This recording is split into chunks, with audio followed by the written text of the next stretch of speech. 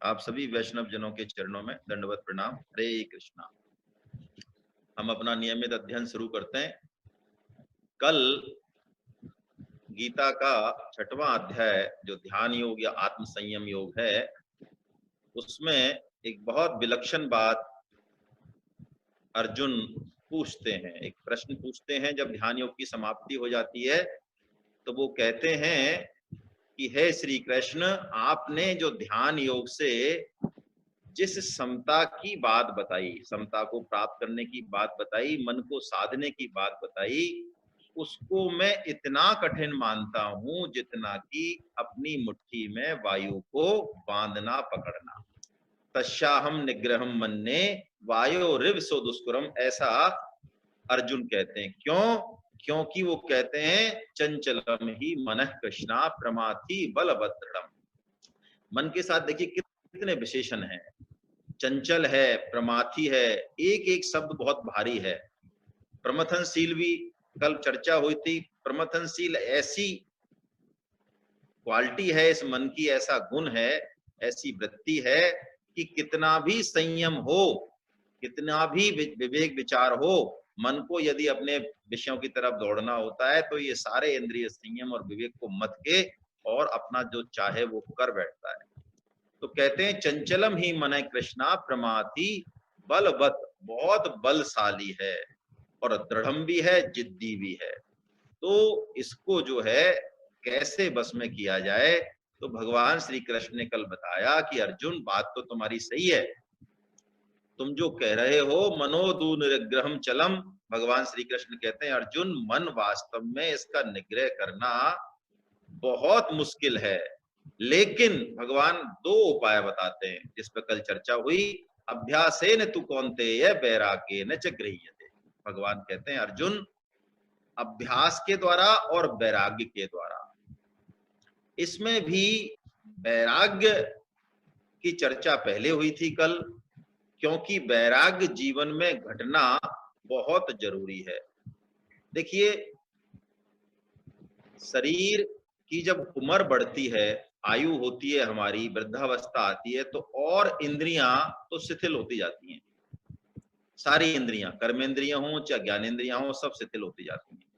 लेकिन हमने एक चीज देखी होगी कि मन जो है ना, मन शिथिल नहीं होता, मन बल्कि जवान होता है उल्टा।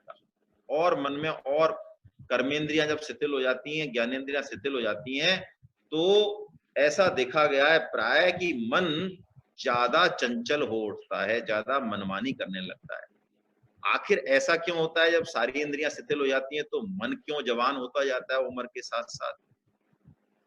तो संत बताते हैं कि मन को जो खुराक है वो हम देते रहते हैं लगातार।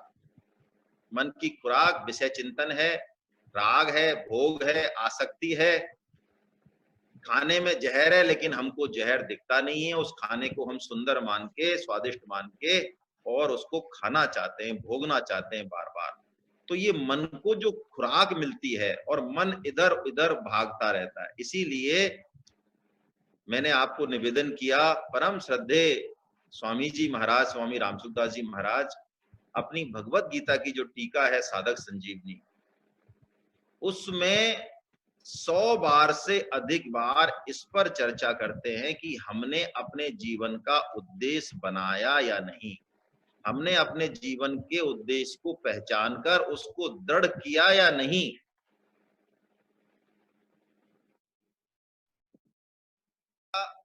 दृढ़ यदि हमने नहीं किया तो कोई भी साधन हमारे लिए फ्रूटफुल नहीं होगा। क्यों? भगवान कहते हैं 2 बहुशाखा ही अनंतश्च, 2.41 में तो कहते हैं व्यवसाय आत्मका बुद्धि एक ही गुरुनंदना, और इसी में नीचे कहते हैं बहुशाखा ही अनंतश्च, यानी ये मन मन इधर उधर भटकता रहेगा, इधर उधर भटकता रहेगा। फिर इसको एक उद्देश्य में लगाए बिना इसको कंट्रोल करना बहुत मुश्किल है। इसीलिए जीवन में वैराग्य घटे, वो स्थिति, वो परिस्थिति बहुत सुखदायी है, चाहे वो दुखदायी लगे, लेकिन अंततः हमारा कल्याण करने वाली है। और फिर अभ्यास, लगातार हम अभ्यास करते रहे। देखिए सत्संग रूपी ये खजाना ऐसा खजाना है, एक तो हम साधन करते हैं, स्वामी जी इस बात को भी बहुत जोर देते हैं। दृढ़ निश्चय भी यदि हमारा नहीं बन रहा है, लेकिन हम सत्संग को नहीं छोड़ रहे, सपोज रोजाना सत्संग कर रहे हैं लगातार, जैसे खाना हम अपने लिए जरूरी मानते हैं, ऐसे यदि हम सत्संग रोजाना करें तो कभी ना कभी भगवत वाणी में इतनी ताकत है, भगवान की वाणी में, कि हमारा दृढ़ निश्चय एक दिन बन जाएगा। तो सत्संग, स्वामी जी महाराज बहुत कहते हैं इस बात को, एक तो कमाकर खाना है, ये साधन करना है, साधन तो हम सबको करना है, लेकिन सत्संग अपने घर में गड़ा हुआ धन है, जिससे हम रातों रात लखपति करोड़पति बन सकते हैं। इसलिए हम सत्संग को बिल्कुल ना छोड़ें। कहा भी गया है, नारद जी महाराज कहते हैं, महत संगस्तु दुर्लभो अगम्यो अमोघश्च, यानी साधु पुरुषों का, भगवत वाणी का जो संग मिलता है हमको, ये बहुत भगवत कृपा से मिलता है, ये अमोघ है, यानी ये खाली नहीं जाएगा और बहुत दुर्लभ है। हमें कलयुग में भगवत कृपा हो रही है, इस कारण हमें ऐसा लगता है कि ये बहुत सुलभ है, ऐसा सुलभ नहीं है, ये हमारी रुचि होना भी सुलभ नहीं है ना। 3 चीज बहुत दुर्लभ बताई है, बहुत दुर्लभ। शंकराचार्य जी का ये श्लोक है, हम श्लोक नहीं ले रहे हैं, मैं सिर्फ सार बात बता रहा हूं। 3 चीज बहुत दुर्लभ है, और भगवत कृपा कैसी है उसको हम आज अनुभव करें कि तीनों ही चीज हमारे लिए घट रही हैं। क्या 3 चीज? एक तो भारतवर्ष में कलयुग में मनुष्य जन्म मिलना, कृपा का भी कृपा, महान कृपा, एक पहली चीज मिल चुकी है हमें। कैसे मिली, कब मिली, छोड़े। दूसरा कहते हैं शंकराचार्य जी महाराज, मुमुक्षु होना, मुमुक्षुत्वम मनुष्यत्वम। मुमुक्षु यानी हमारे अंदर ये जिज्ञासा जग गई कि आखिर ये है क्या, क्या शरीर है, क्या मन है, क्या बुद्धि है, कौन हम हैं, कहाँ से आए, कहाँ जाएंगे, इस संसार में सार वस्तु है क्या, इस तरह की जिज्ञासा, हु एम आई, आखिर ये हमारे मन में एक जिज्ञासा आ गई।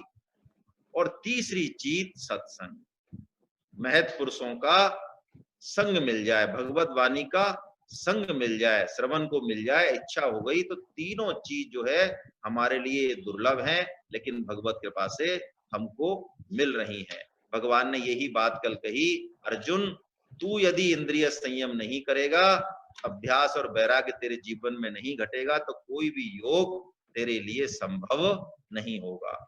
अब अर्जुन इस जवाब को सुनकर फिर प्रश्न करते हैं भगवान से, और 3 श्लोकों में ये प्रश्न है। आइए हम पहले श्लोक का वाचन करते हैं, फिर इस वृत्तांत को हम आगे बढ़ाएंगे। अर्जुन उवाच अयति श्रद्धयोपेतो योगाचलित मानसा अप्राप्य योग संसिद्धिं काम गतिम कृष्ण गच्छति। अनीता जी अर्थ पढ़ दें, मैंने अभी अनम्यूट कर रखा है। हरे कृष्णा। अर्जुन बोले, हे श्री कृष्ण, जो योग में श्रद्धा रखने वाला है किंतु संयमी नहीं है, इस कारण जिसका मन अंतकाल में योग से विचलित हो गया है, ऐसा साधक योग की सिद्धि को अर्थात भगवत साक्षात्कार को न प्राप्त होकर किस गति को प्राप्त होता है? किस गति को प्राप्त होता है? मैं अगला श्लोक भी पढ़ रहा हूं, हम तीनों श्लोक एक साथ लेंगे, क्योंकि ये 3 श्लोकों में अर्जुन के प्रश्न है, फिर इनको एक एक करके हम समझ लेंगे। वाचन तीनों का एक साथ ही कर लेते हैं। कच्चिन्नो भय विभ्रष्ट छिन्ना भ्रमिव नश्यति अप्रतिष्ठो महाबाहो विमूढ़ो ब्राह्मण। हरे कृष्णा। हे महाबाहो, क्या वह भगवत प्राप्ति के मार्ग में मोहित और आश्रय रहित पुरुष छिन्न भिन्न बादल की भांति दोनों ओर से भ्रष्ट होकर नष्ट तो नहीं हो जाता? एतन्मे संशयं कृष्ण छेतुमर्हस्य चिता वदन्न संशयस्यास्य छेता नहीं उपपद्यते। हे श्री कृष्ण, मेरे इस संशय को संपूर्ण रूप से छेदन करने के लिए आप ही योग्य हैं, क्योंकि आपके सिवा दूसरा इस संशय का छेदन करने वाला मिलना संभव नहीं है। नहीं है। अब देखिए, हम इसको तीनों श्लोकों को क्रम से समझने की कोशिश करते हैं। अर्जुन का प्रश्न है अयति। अयति मतलब श्रद्धा तो है उसकी, थोड़ा बहुत द्वंद्व है, श्रद्धा भी है, लेकिन अयति उसका प्रयत्न किसी कारणवश शिथिल हो गया।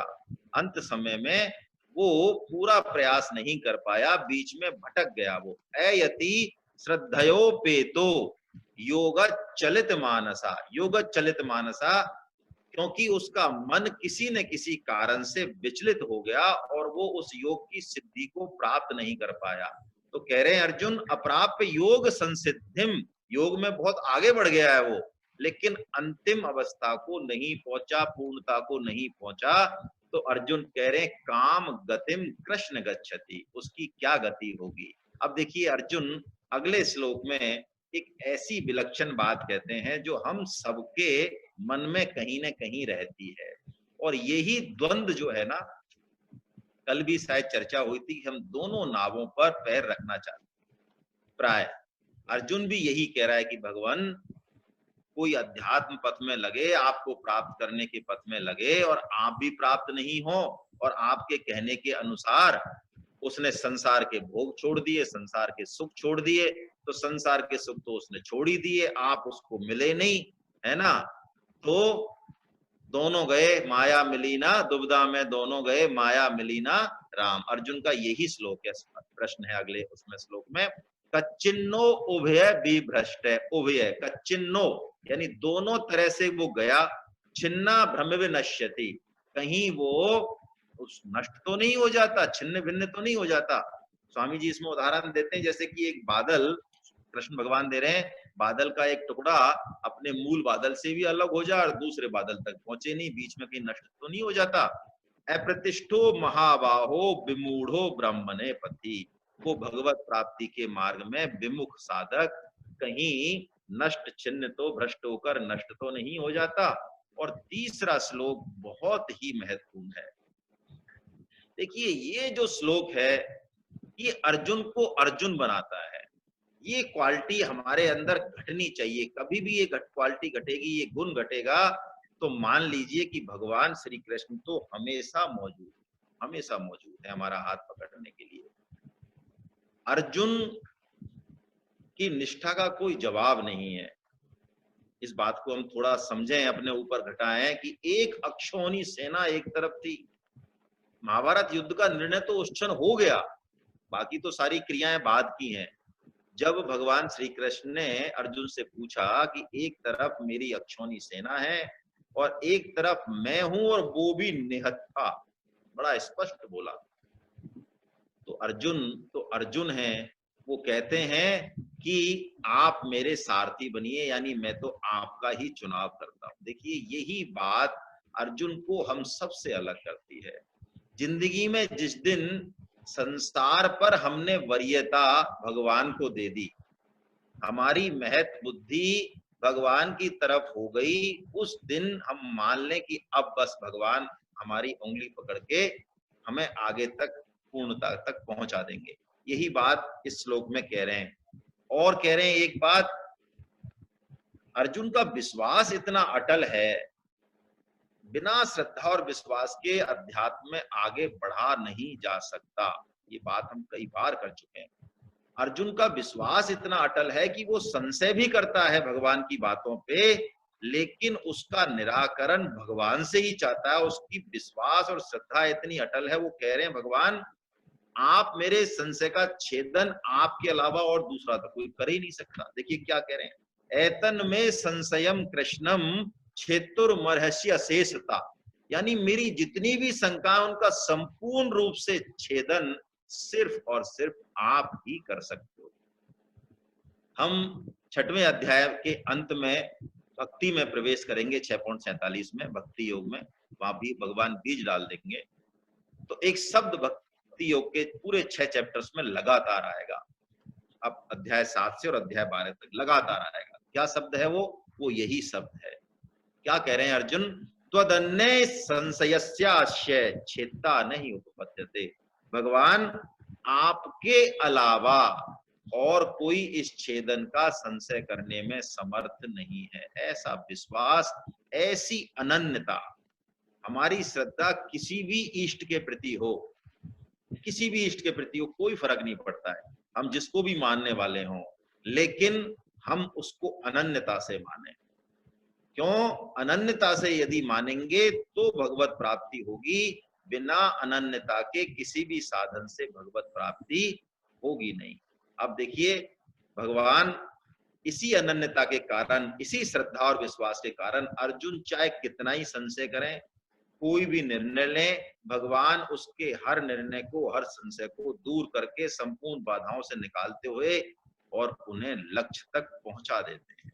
यही शरणागति का और श्रद्धा और विश्वास का चमत्कार है। यही चमत्कार है। इसमें चाहे मन फिर चाहे कितना भी इधर उधर जाए, फिर हमारा पतन नहीं होता। और इसके जवाब में भगवान जो अब नया वृत्तांत चालू कर रहे हैं, वो बहुत विलक्षण वृत्तांत है। देखिए, बहुत विलक्षण श्लोक है ये। इस श्लोक को पढ़ के आज हमको इतना आश्वासन मिलेगा, इतना भरोसा आएगा इस भगवत गीता पर, इस भगवान की वाणी पे, कि शायद हम धन्य हो जाएं इस श्लोक को सुन के। आइए पहले हम इस श्लोक का वाचन करते हैं, फिर इस पर चर्चा करेंगे। श्री भगवान उवाच पार्थ नैवेह नामुत्र विनाशस्तस्य विद्यते नहि कल्याण कृत कश्चित् दुर्गतिं तात गच्छति।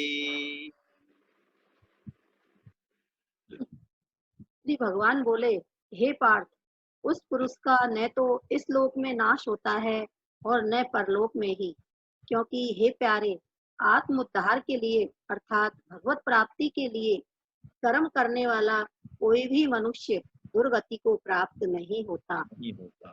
क्या बढ़िया बात। देखिए क्या कह रहे हैं भगवान, पार्थ नैवेह नामुत्रे विनाश तस्य न विद्यते नहीं कृत कल्याण कृत कश्चितिम दुर्गतिम तात गच्छति। कैसा अमोघ वचन है भगवान का, कैसा अमोघ वचन है। वो कहते हैं न वे, न यहाँ न वहां, न लोक में न परलोक में उसका विनाश, उसकी दुर्गति अर्जुन हो नहीं सकता। यदि कोई निष्काम भाव से या लक्ष्य को दृढ़ करके एक निश्चय से भगवान की बात को सुनता है, मानता है, मनन चिंतन करता है, तो भगवान कहते हैं अध्यात्म पथ पर चलने वाले का कभी भी पतन हो नहीं सकता। हाँ, इधर उधर वो भटक सकता है यदि दृढ़ निश्चय में कमी है, जैसा कि अर्जुन कह रहे हैं अयति है, भटक सकता है बिल्कुल। लेकिन आज एक बात हम समझ लें स्वामी जी की वाणी को, भगवत गीता का श्रवण हम कर रहे हैं। आप इस भगवत गीता के श्रवण से चाहे हट जाएं, दोबारा संसार में चले जाएं, भोग विलास में चले जाएं, हमारी महत बुद्धि पुनः उसमें लग जाए, लेकिन ये पक्की बात है कि हम वहां पर टिक नहीं सकते। अंततः हमको आना यही पड़ेगा, क्योंकि ये सत है, वो असत है। सत की महिमा ही है, असत की कोई महिमा नहीं है। समय लग जाए, चाहे 1 साल लग सकता है, 10 साल लग सकता है, हो सकता है 1 जन्म भी लग जाए, कोई बड़ी बात नहीं है। ये हमारी रुचि, स्वभाव और लक्ष्य पे, हमारी निष्ठा पे निर्भर है। लेकिन ये पक्की बात है कि एक बार भगवत वाणी के शरण हो गए, उसका श्रवण हमने चालू कर दिया, अब हमारी दुर्गति नहीं होगी। एक बहुत बढ़िया बात परम सद्य सेठ जी महाराज कहते थे, देखिए संतों का आशीर्वाद में इतनी ताकत होती है कि हमारे साधन में नहीं होती। उन्होंने एक बहुत बढ़िया बात कही है, मुझे याद आ रही है आज, उसको हम धारण करें अपने जीवन में। चाहे हम कैसे भी हैं, साधन हमारा शिथिल है, अच्छा है, जैसा भी है, परम सद्य सेठ जी महाराज कह रहे हैं संतों की, भगवान की इतनी कृपा है, अभी कलयुग में रेवड़ी बट रही है फोकट में, तो क्या करें हम, सेठ जी महाराज कहते हैं ये निश्चय कर लें कि अब हमारा अगला जन्म नहीं होगा, इसी जन्म में हमारा मुक्ति होगी, मोक्ष होगा, परम आनंद मिलेगा। अपने मन से अगले जन्म को आमंत्रण नहीं दें। यदि आप दे देंगे खुद तो फिर भगवान भी क्या कर सकते हैं। तो यही बात भगवान यहाँ पे कह रहे हैं कि उसका कल्याण के पथ पर चलने वाले का कभी भी पतन नहीं होता। देखिए कहा भी गया है, भक्ति बीज पलटे नहीं, जो जुग जाए अनंत, और ऊंच नीच कुल उपजे, और संत। यानी भक्ति का बीज एक बार डल गया हमारे मन में, हमारे चेतस में, तो कह रहा है, श्लोक भी कह रहा है, भगवान भी गीता में एक नहीं कई जगह कह रहे हैं, कई जगह, कि उसका विनाश नहीं होगा, कभी भी नहीं होगा। भगवान कहते हैं, देखिए 2.16 में आप याद करें, है ना, ना सतो विद्यते भावो ना भावो विद्यते असतो। यानी सत्य का कभी अभाव नहीं होता, कभी भी। आगे भगवान 17वें अध्याय में भी कहेंगे, कर्म चैव तदर्थीयम सदी इति अर्जुन, सत्य का कभी विनाश नहीं होता, कभी विनाश नहीं होता। भगवान ने जब कर्म योग की महिमा बताई थी, कर्म योग में हम दृढ़ इच्छा करते हैं कि हमको भगवान की प्राप्ति करनी है, इस शरीर को और संसार को भगवत सेवा में या लोगों की सेवा में या देश और समाज और परिवार की सेवा में लगाना है। तो भगवान कहते हैं इस निश्चय मात्र से स्वल्पमपि यस्य धर्मस्य त्रायते महतो भयात्, ऐसा बोला भगवान ने 2.40 में। स्वल्पमपि यस्य धर्मस्य, वही बात देखिए यही आ रही है। भगवान कहते हैं इस एक निश्चय का थोड़ा सा भी साधन किया, अभी बहुत ज्यादा चले नहीं, तो भगवान कह रहे हैं इसका भी इतनी महिमा है कि त्रायते, ये रक्षा करता है, महतो भयात, बहुत महान भयों से। कौन कौन से महान भय हमने पढ़े, 4 सबसे बड़े महान भय, उनमें भी जन्म और मृत्यु सबसे बड़ा है, बुढ़ापा भी बहुत बड़ा है, बीमारी भी बहुत बड़ा है, जिसको आई है वो जानता है। लेकिन थोड़ा सा भी हमारा साधन बड़े बड़े भयों से हमारी रक्षा करता है। बताइए, इस आश्वासन के बाद भी यदि हम लगातार सत्संग नहीं करें, लगातार स्वाध्याय नहीं करें, नाम जप नहीं करें, भगवत चर्चा नहीं करें, और इसमें भी कई बार, आप बुरा मत मानना, कई सत्संग तो करते हैं लेकिन सत्संग में भी उनको कुछ मसाला चाहिए, जैसे हिंदी फिल्में नहीं बनती हैं तो उसमें कुछ मसाले डाले जाते हैं हिंदी फिल्म में, और आजकल सत्संग में ऐसा हो भी गया है कि मसाला डालते भी हैं लोग काफी, जिससे कि अट्रैक्शन बना रहे हैं। लेकिन देखिए कभी कभार चल जाता है, डाल सकते हैं हम भी, लेकिन मसाले में जब तक इंटरेस्ट रहेगा, रुचि रहेगी, तब तक सत्संग का मजा आया नहीं। सत्संग में चाहे मन लगे चाहे नहीं लगे, अध्यात्म में चाहे मन लगे चाहे नहीं लगे, हमको हठ पूर्वक लगाना चाहिए। और ये भी हम समय रहते ही कर सकते हैं, समय कोई पता नहीं है। राजा भर्तरी जी का एक बहुत प्रसिद्ध श्लोक है, देखिए बहुत प्यारा श्लोक है, हम थोड़ी चर्चा करते हैं उस पर। वो कहते हैं, यावत स्वस्थ मिदम कलेवर ग्रहम यावच्च दूरे जरा। क्या कह रहे हैं?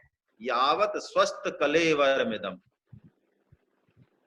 देख लें आप, समाज में घर में मिल जाएंगे, आंखों से दिखाई नहीं देता, कानों से सुनाई नहीं देता, शरीर में 100 रोग हैं, बुलाई नहीं देता, समझ में कुछ आता नहीं है, क्या राम राम करेंगे, क्या गीता सुनेंगे, क्या रामायण सुनेंगे, क्या समझेंगे भक्ति के तत्व को। तो कह रहे हैं वो, यावत स्वस्थ कलेवर मिदम यावच्च दूरे जरा, जब तक बुढ़ापा दूर है, शरीर स्वस्थ है, यावच्च इंद्रिय शक्ति प्रतिहता, जब तक इंद्रियों में ताकत है, इंद्रियां समर्थ हैं, यावत क्षयो नायुषा, जब तक आयु शेष है, क्या पता खत्म हो जाए, आत्म श्रेयसी तावत, वो कहते हैं अपने कल्याण के लिए जरा हम जो है प्रयत्न कर लें, आत्म श्रेयसी ताव देव विदुषा कार्य प्रयत्नो महान। भर्तरी जी कहते हैं तब तक हमको उस महान लक्ष्य की तरफ कुछ साधन कर लेना चाहिए, चाहे धीरे धीरे ही चालू करें, लेकिन चालू कर देना चाहिए।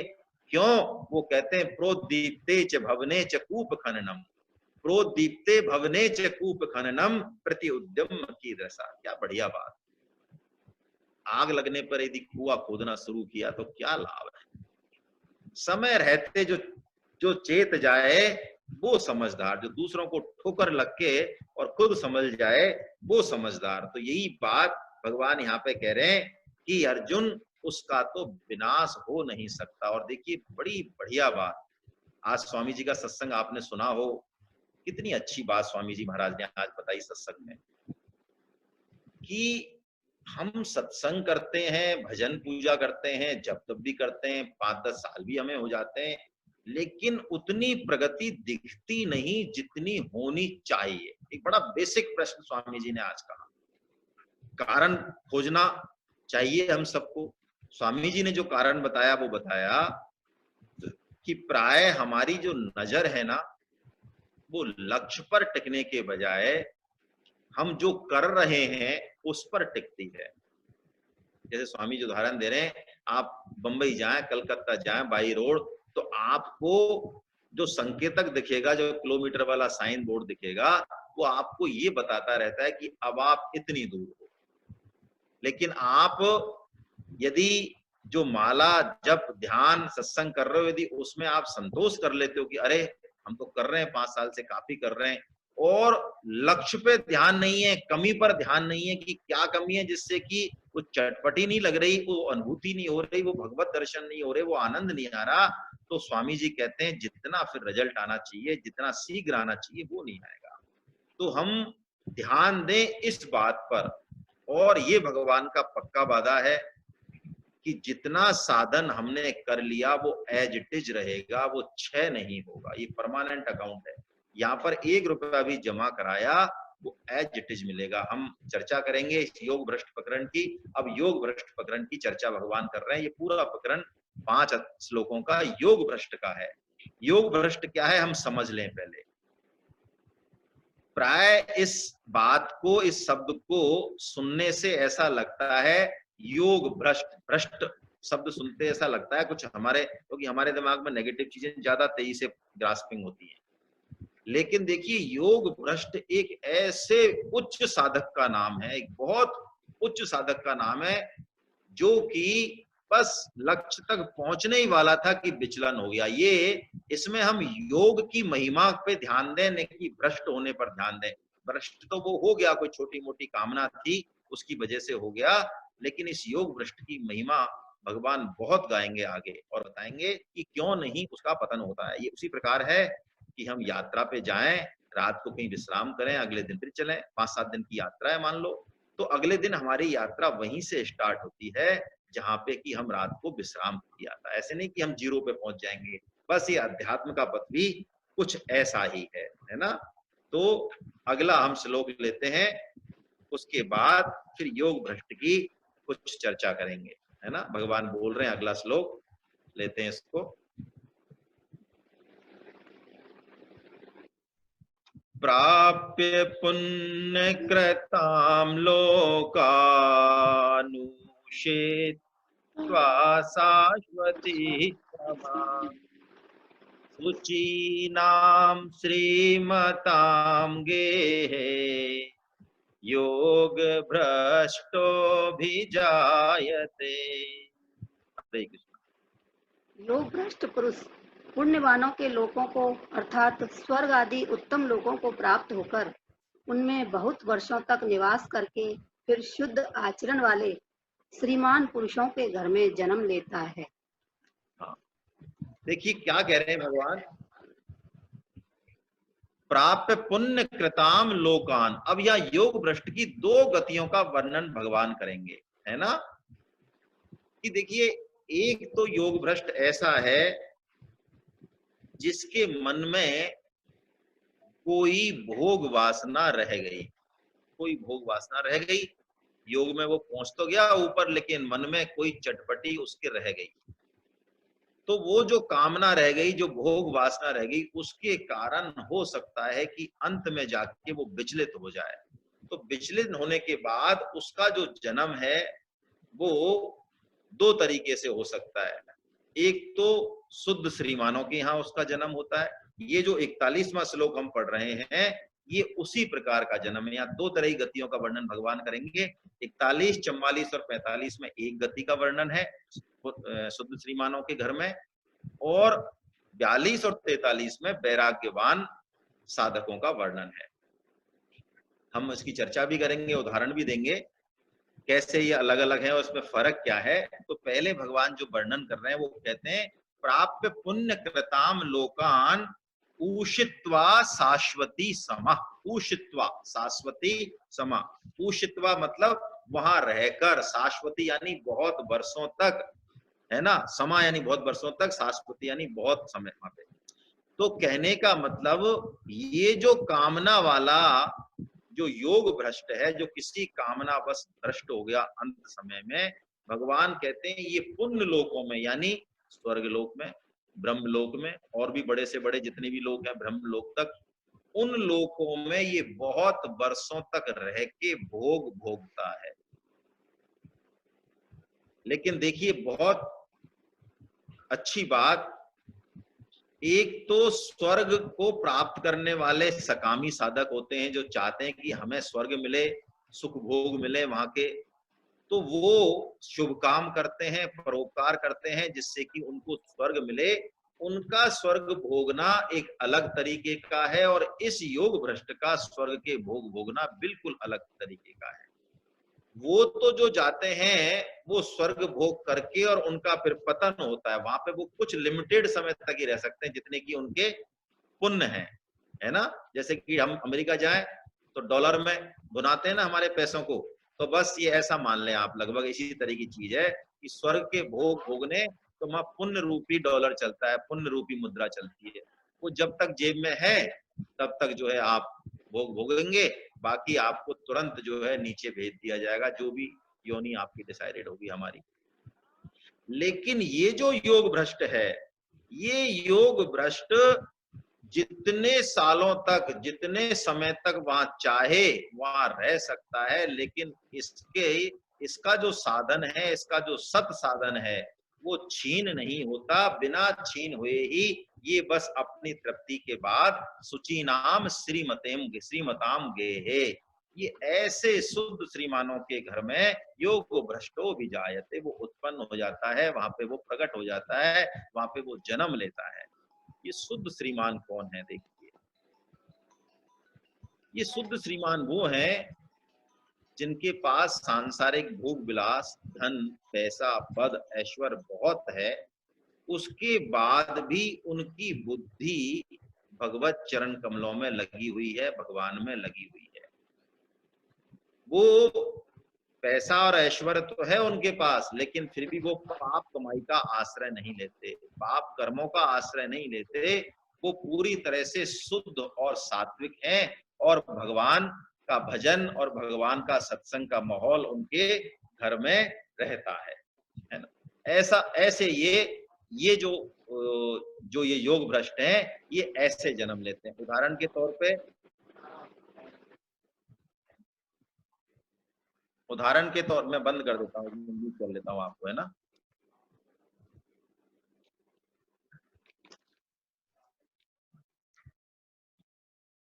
उदाहरण के तौर पे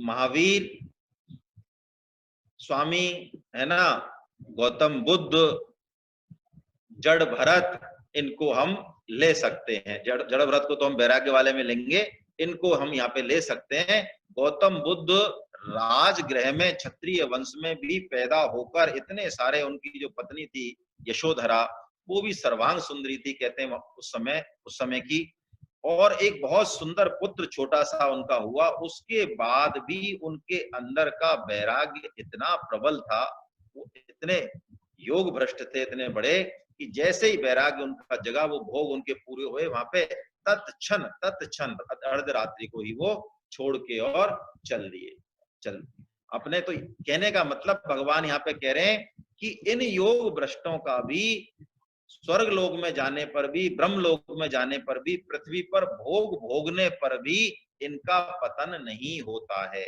क्यों नहीं होता है वो आगे बताएंगे, है ना। पहले हम चाहें तो 44वां श्लोक ले लें जिससे कि ये समझ में आ जाए बात, है ना। उसके बाद 42 और 43 ले लेंगे, है ना। पहले 44वां ले रहा हूं मैं, क्योंकि शुद्ध श्रीमानों का जो प्रकरण है उसको हम एक बार इस वृत्तांत को पूर्ण कर लेते हैं। तो 44वां मैं पढ़ रहा हूं एक बार।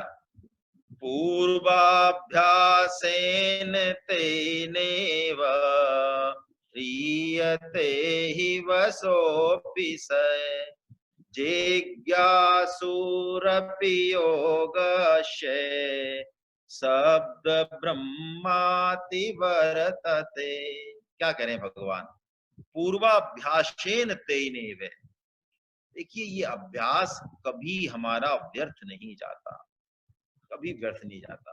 वो कहते हैं पूर्व के अभ्यास के कारण, जो उसने पूर्व में अभ्यास किया उसके कारण हियते ही वशोपिस है, अवशोपिस है। देखिए कितनी बढ़िया बात, अवशो यानी उसके बस में नहीं है, उसका अभ्यास ऐसा है कि बिना उसके भी वो जो है भगवान की तरफ खिंच जाता है। देखिए स्वामी जी महाराज एक बहुत बढ़िया बात कहते हैं कि ये मनुष्य जन्म वस्तुतः हमको अपने स्वभाव को सुधारने के लिए ही मिला है। किसी और योनि में हम स्वभाव को नहीं सुधार सकते। बाकी सब योनियां जैसा स्वभाव हम लेके आए, सिंह है वो मारता है किसी को, फाड़ता है किसी को, खाता है, कोई समस्या नहीं है, कोई पाप नहीं लगने वाला उसको, क्योंकि उसका स्वभाव है ऐसा। लेकिन हम चाहे जैसा भी स्वभाव लेके आए हों, हम अपने स्वभाव में बदलाव करने के लिए पूरी तरह सक्षम हैं। और यदि हमने मनुष्य जन्म लेके भी अपने स्वभाव को नहीं बदला, देखिए हमारी अध्यात्म में कितनी प्रगति हो रही है, ये हमारे स्वभाव से झलकता है। हमारे ज्ञान से और बाकी चीजों से मतलब नहीं है ज्यादा, वो पांडित्य से ज्यादा मतलब नहीं होता है। वो पांडित्य तभी है, वो विद्या विद्या तभी है। कहते हैं ना, विद्या बिनु विवेक उपजाए। विद्या यदि विवेक नहीं उपजाती है, विद्या विनय नहीं उपजाती है, यानी हमारे स्वभाव में यदि फर्क नहीं आता है, तो इसका मतलब कोई भी हमें कह देगा कि आपने ये क्या किया, कोई मतलब नहीं है। तो भगवान कह रहे हैं पूर्वाभ्यासेन क्रियते ही अवशोपि है। वो जो जिज्ञासु है, वो जो योग भ्रष्ट है, पूर्व के अभ्यास के कारण वो भगवान की तरफ स्वतः खिंचता है। जैसे कि हम उदाहरण लें, आपने सबने एक कहानी सुनी होगी,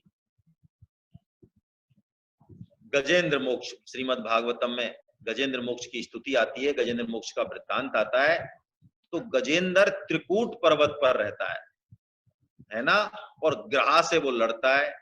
खूब सारी उसकी हथनियां होती हैं, बच्चे होते हैं, पूरा उसका समाज होता है, और 1000 साल तक वो लड़ता रहता है, लेकिन वो जीत नहीं पाता। अब आपको लगता होगा ये क्या, पता नहीं भागवतम में क्या कहानियां दे रखी हैं, लेकिन हम इनके मर्म में जाएं, श्रीमद् भागवतम के किसी एक वृत्तांत में भी हम जाएं तो बस जीवन सफल है।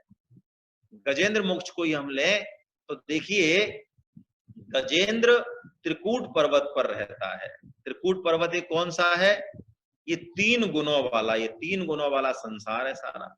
ये गुणातीत है ना संसार, हम भी इसी में फंसे रहते हैं, सत रज और तम में। या इसको कह सकते हैं काम क्रोध लोभ, ये 3 बीमारियों के पर्वत पर हम रहते हैं। और कौन पकड़ लेता है? पूरा समय, पूरा समय आमोद प्रमोद में उसका भी निकल रहा था, हमारा भी निकल जाता है प्राय।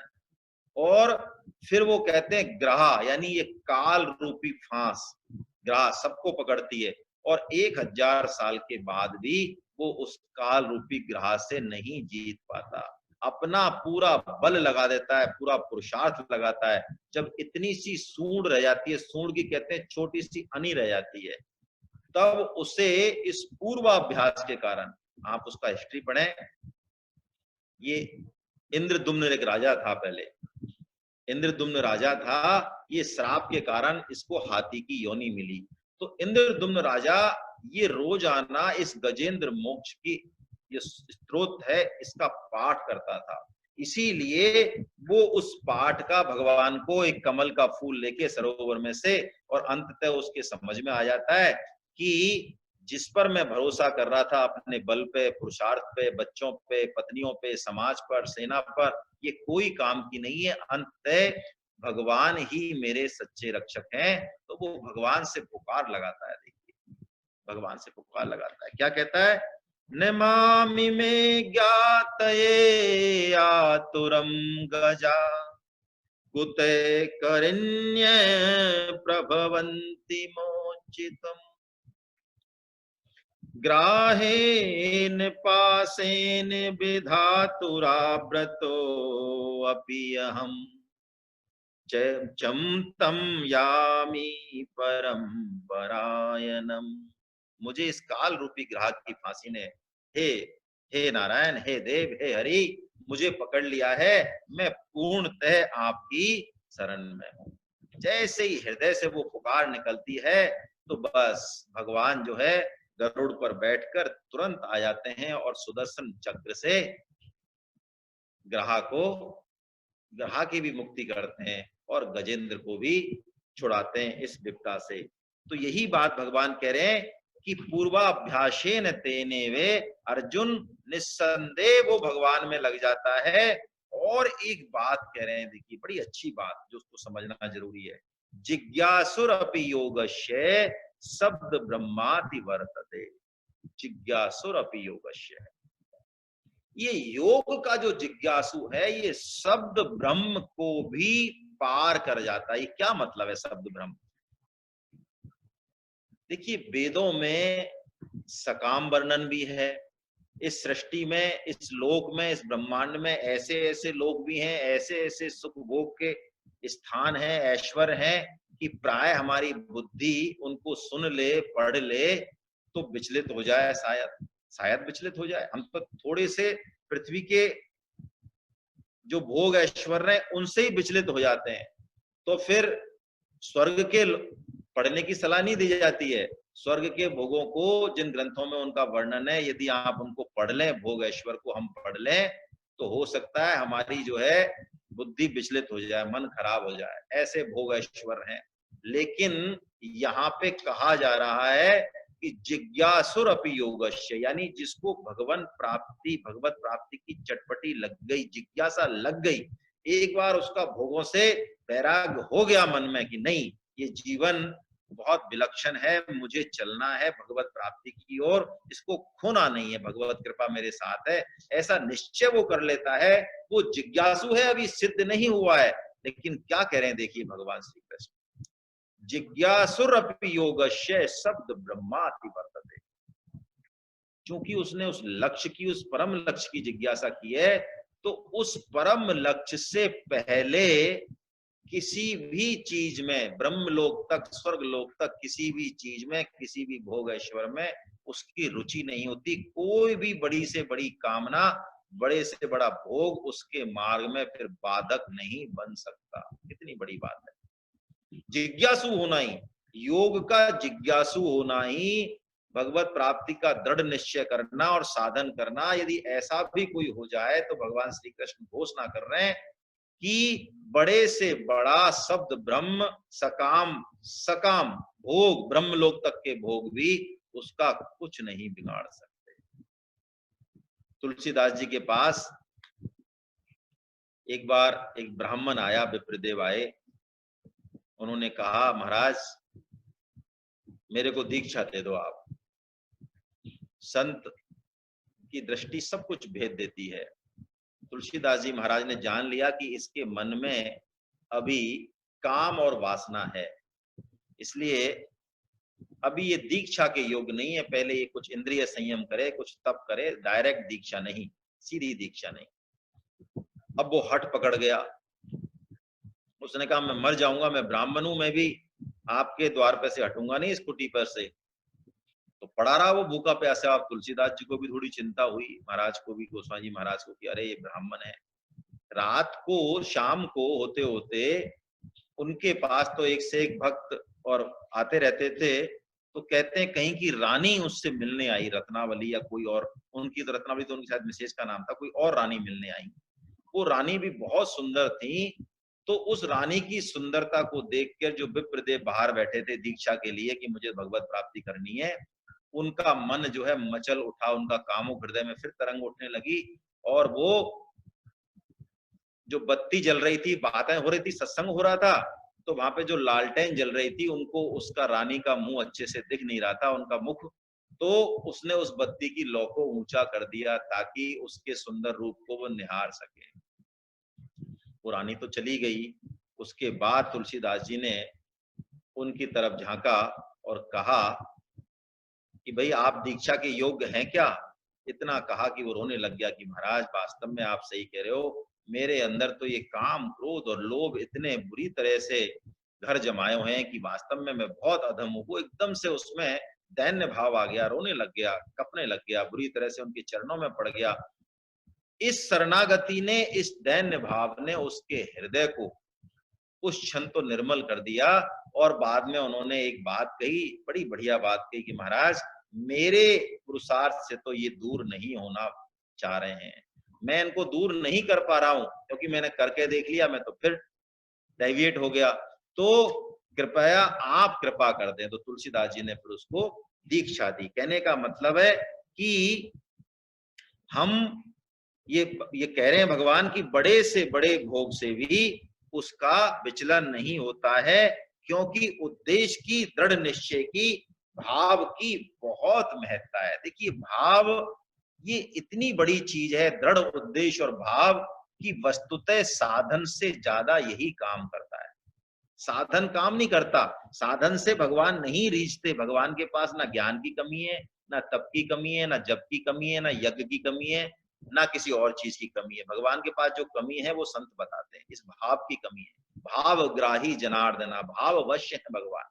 आपने सुना होगा एक प्रज्ञा चक्षु संत थे। प्रज्ञा चक्षु का मतलब है आंखों से उनको दिखता नहीं था, लेकिन उनकी भगवान में इतनी श्रद्धा, इतना विश्वास था कि वो रोज बांके बिहारी जी, सत्य घटना है ये, रोज बांके बिहारी जी के मंदिर में खड़े हो जाते, बड़े भाव विभोर होकर दर्शन करते और आ जाते। रोज का नियम था। एक दिन किसी ने टोका कि महाराज आपके तो आंख नहीं है, आप क्या दर्शन करते हो और ऐसे आंसू बहाते हो, ऐसे रोते रहते हो, क्या है ये, आपको दर्शन होते हैं क्या? उन्होंने कहा मुझे तो दर्शन नहीं होते, वास्तव में कैसा रूप है बांके बिहारी जी का, ठाकुर जी का रूप कैसा है, कौन सी उन्होंने वस्त्राभूषण धारण किए, मुझे कुछ दर्शन नहीं होते, लेकिन मेरे मन में ये विश्वास जरूर है कि बांके बिहारी जी मेरे दर्शन, मतलब मेरी अटेंडेंस रोज लग रही है। बांके बिहारी जी को मैं दिखता तो हूँ, तो बस भगवान के यहाँ मेरी अटेंडेंस लग रही है, यही बात बहुत है। तो इसी भाव के पीछे भगवान जो है बस में हो जाते हैं, यही बात यहाँ पे कही जा रही है।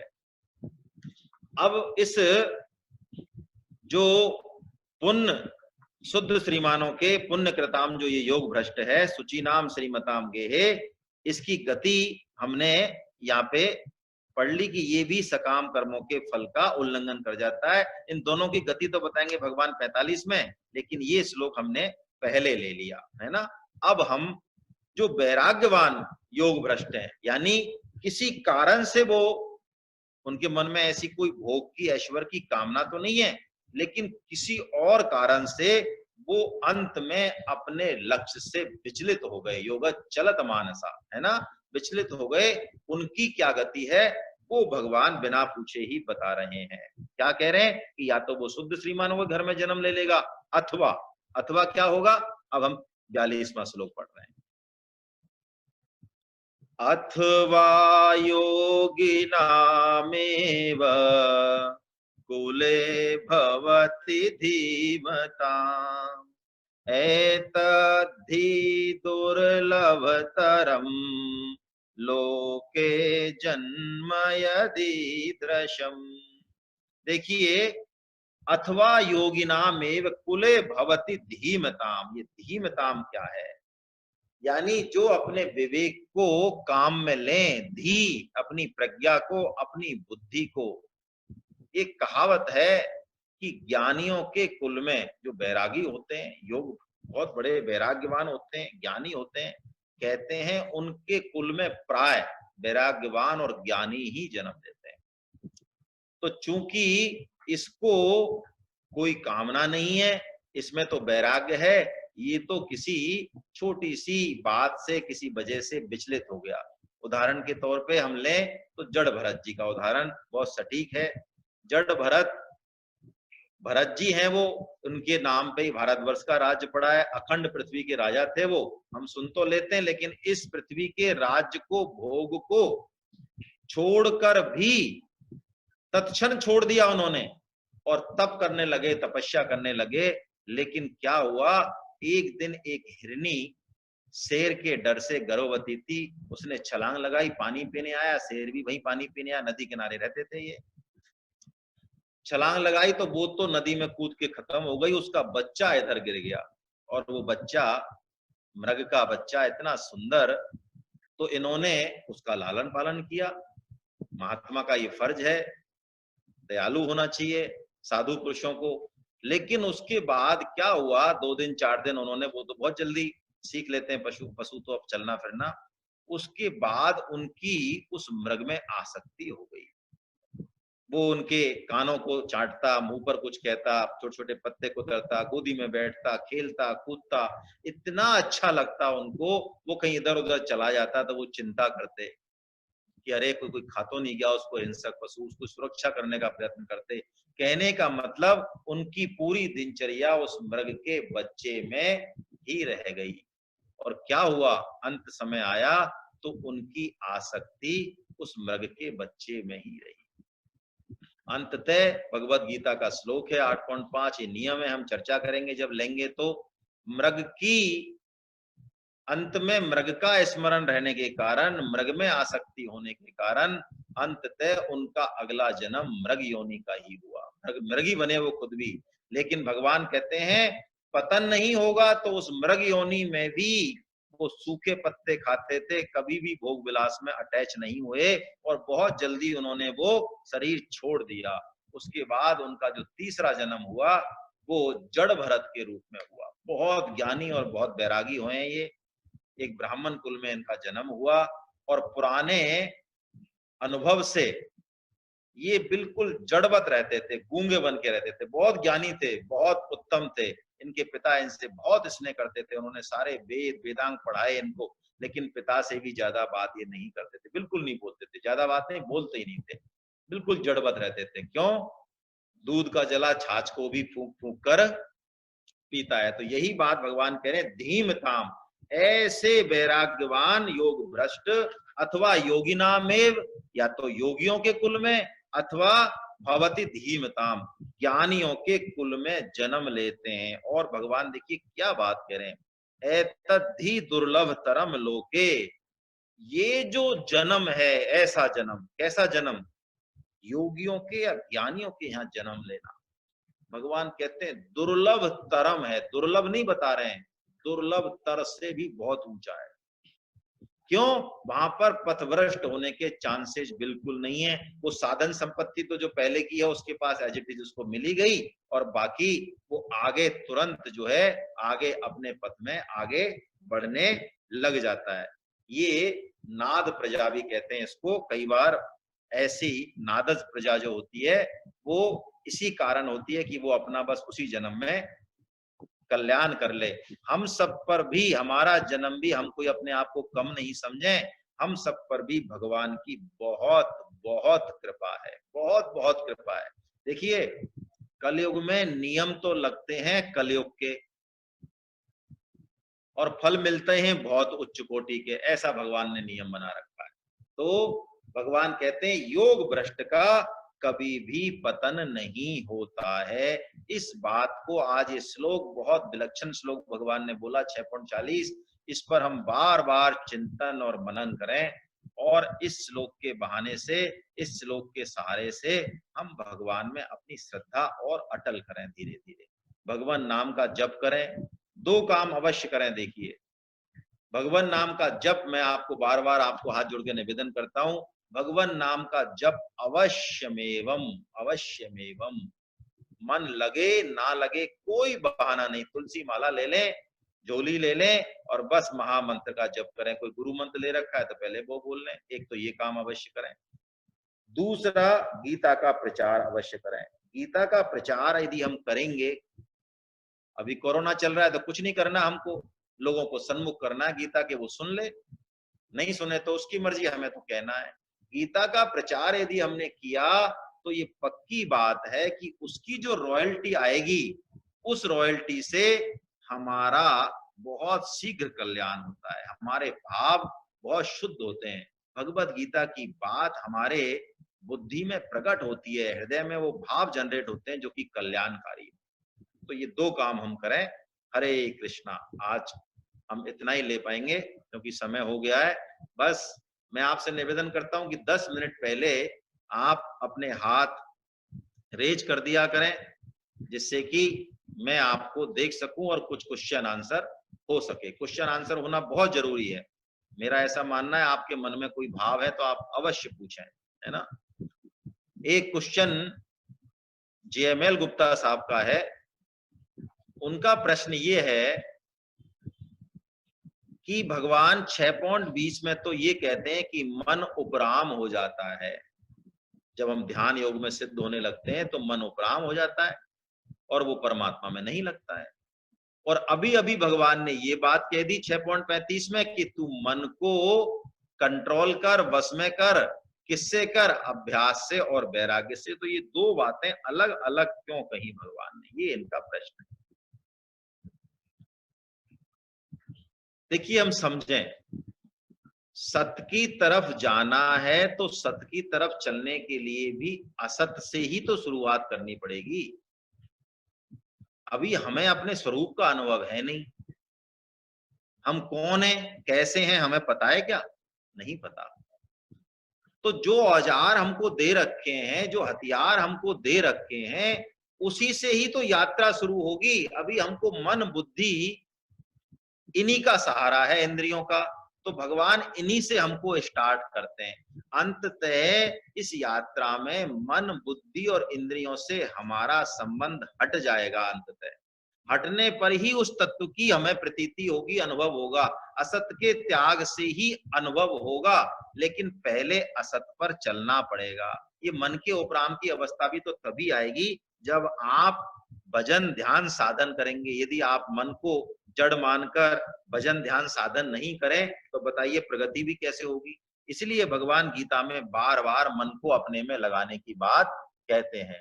मेरे को दिनेश जी दिख रहे हैं, मैं दिनेश जी को अनम्यूट कर रहा हूं। दिनेश जी कुछ पूछना चाह रहे हैं, 1 सेकंड में उनको अनम्यूट कर रहा हूं।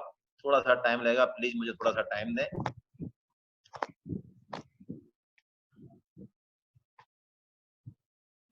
हाँ दिनेश जी, मैं आपको अनम्यूट कर रहा हूं। मैंने कर दिया आपको अनम्यूट, जरा आप अपने आप को अनम्यूट करें सर। हरे कृष्णा, मैं बोल रहा हूँ प्रभुदास खंडेलवाल। जी सर। मेरा एक प्रश्न है।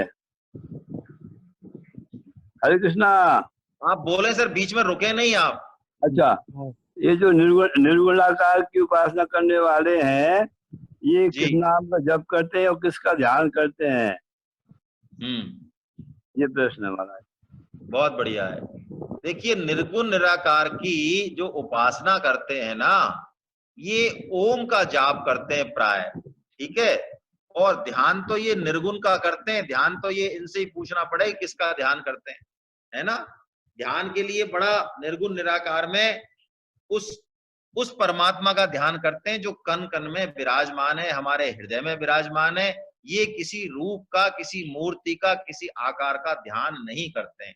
और भगवान जब 8वां अध्याय लेंगे तब इस निर्गुण निराकार के ध्यान का पूरा वर्णन करेंगे, है ना।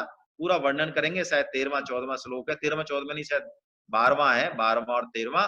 तब इस पर हम और चर्चा करेंगे। उस एक ओंकार का ये ध्यान करते हैं। अब मैं सतीश जी को अनम्यूट कर रहा हूं, वो कुछ पूछना चाह रहे हैं। सतीश जी अपने आप को अनम्यूट कर लें, मैंने कर दिया है आपको।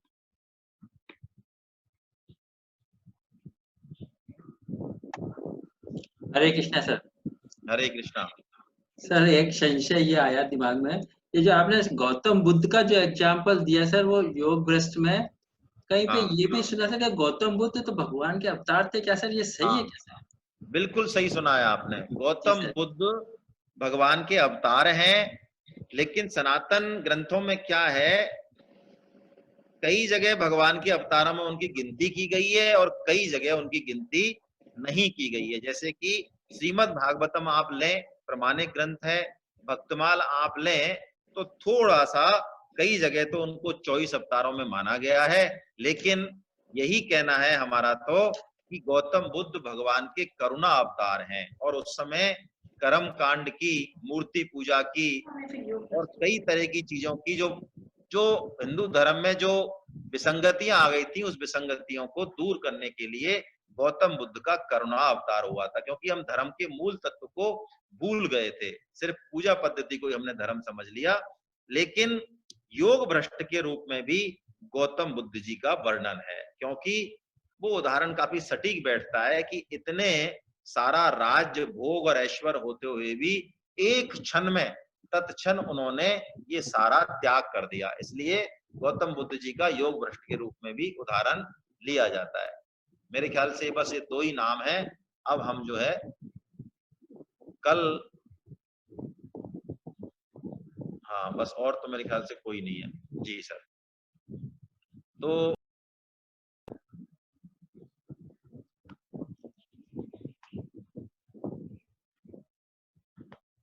हाँ, हरे कृष्णा। गोविंद जय जय गोपाल जय जय, गोविंद जय जय गोपाल जय जय, राधा रमन हरि गोविंद जय जय, राधा रमन हरि गोविंद जय जय, गोविंद जय जय गोपाल जय जय, गोविंद जय जय गोपाल जय जय, राधा रमन हरि गोविंद जय जय, राधा रमन हरि गोविंद जय जय। नाम संकीर्तनम यस्य सर्व पाप प्रणाशनम, प्रणामो दुख समनस्तम नमामि हरिम परम।